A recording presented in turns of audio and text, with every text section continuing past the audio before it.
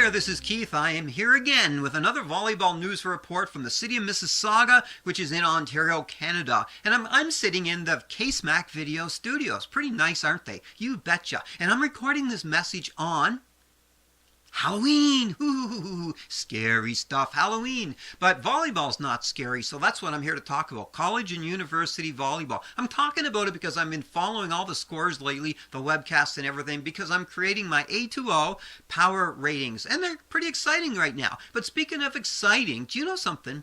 The Atlantic Conference, the college conferences, haven't played a match yet, but they will this weekend. And that means at the end of this weekend, finally, 175 of the 176 teams will have played at least one match. Yes, one team still has another week to go before they play a match. And that's Memorial University women's team out there in Newfoundland. Yeah, it's a long wait out there in Newfoundland to play that first match, but they're going to catch up. Don't worry about that. And speaking of my power ratings, the number one team this past week has been the Rustlers out west, and they've been in first. Well, they're top. They have the best rating of all teams, and you know what, they were first by 4/100ths of a point. It was that close, but they were first the last 2 weeks. Yeah, top on the ratings, and congratulations to them. But in all fairness, they have two tough teams coming up over the next 2 weekends. They have to play two undefeated teams, which means, well, the games will be tougher, the scores will be tougher, the stats will be tougher,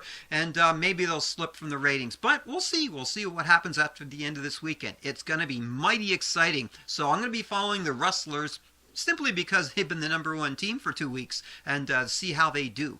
Whew, it's going to be exciting, like I said. Now, one of the fun aspects of following all the college and university teams is Twitter. Twitter, yeah, because on Twitter you can follow teams and what they're posting and stuff. So right now I'm going to take you to my Twitter account and show you all the teams I've been following and what's going on in the Twitterverse, so it's called. You are looking at my KSMAC Volleyball Twitter feed, and these are the people and the groups who I am currently following. We'll start off with old college men's volleyball, Kings Blue Devils, and then the Wolves, the Tommies, Nigel Mullen, coach of the Briarcrest men's volleyball, Old College, Mount St. Vincent Mystics, RSEQ, the Quebec Conference for College and University, ACAA is Atlantic College. Well, yeah, I'll just scroll through them very fast, and you can check out all the colleges and universities, their volleyball programs or their athletic programs, who I am following just to keep up with their scores and antics on the volleyball circuit for college and university. And that's a lot of them. Even the CIS official feeds, Canada West, well, you get to see them all. The CCAA, University of Alberta, well, I won't go through them all, but yeah, as you can see, I follow a lot of people. Yes, sir. And in volleyball programs. Pretty cool stuff. Keeps me busy. So yeah, that was pretty cool. Now you get to see my Twitter account and who I'm following and stuff like that. Of course. Oh yeah, what I really like is when teams promote themselves. That shows ambition and desire to win. And speaking of that, I want to take you right now to my Facebook account and check out the Guelph women's team. They've got their own pictures and postings on Facebook, and it's really cool when that happens. And congratulations to them, or well done, pat on the back. And also, I'd like to show you this really cool video. It's basic, gets the point out there. But here, let me pop this video up for you to show you some self-promotion for our university team.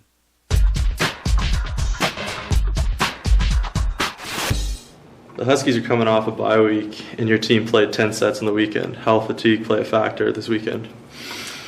Well, we've played quite a few five-setters these past few weeks, but we're just getting ready for them. They've come off a couple of tough weekends, even though they didn't play this past weekend, but they're a young team. They're going to be ready to go, and we have to make sure that our offense and our passing is good. Like I said before, it's really cool that teams are promoting themselves on social media, like the YouTube stuff, like the Twitter stuff. This is how you get fans out to games, so they know about them in advance, got something to look forward to, because fans bring support, momentum during the games, and of course they bring cash that helps teams, and the NCAA do the cash thing. They're rich people, and the CIS, the CCAA should be doing that too, promoting themselves to get fans to games, because we need that here in Canada. Yes, we do. Oh yeah, my last topic for today. Oh yeah, the CIS Top 10 list. I've been checking it out, and I noticed it's a lot different from the way I do my A2O power ratings. I mean, my ratings are based on stats. What's happening right now with team stats. Input it in the computer spits out a list and a rating for each team, and it's done totally unemotional, just based on how a team is doing right now in the last couple of matches, stuff like that. But the CIS do it by voting, opinion, purely let's do this because we think we like it. And anyway, the two end up different because one is totally unbiased and the other is totally biased. Totally biased about who you like and who you don't like. And my ratings, of course, have nothing to do with that. I don't even know them myself until I input the stats and sort it out and find out who's actually in first place or on the top of the heap, so to speak. So anyway, it's kind of interesting to see the difference between two different ratings. You know, when they should be along the same lines, they're not. So anyway, I won't add more to that today because it's Halloween and I don't want to scare people with CIS ratings, rankings, whatever you want to call them. Okay, that's it. That's all for today. I'll be back after Halloween, not in costume like I am today. Okay, that's all for now. A big weekend of volleyball coming up for colleges and universities. I'm going to be watching a lot of webcasts following all the scores, and I do mean all the scores. That's it. That's all for today. Bye for now.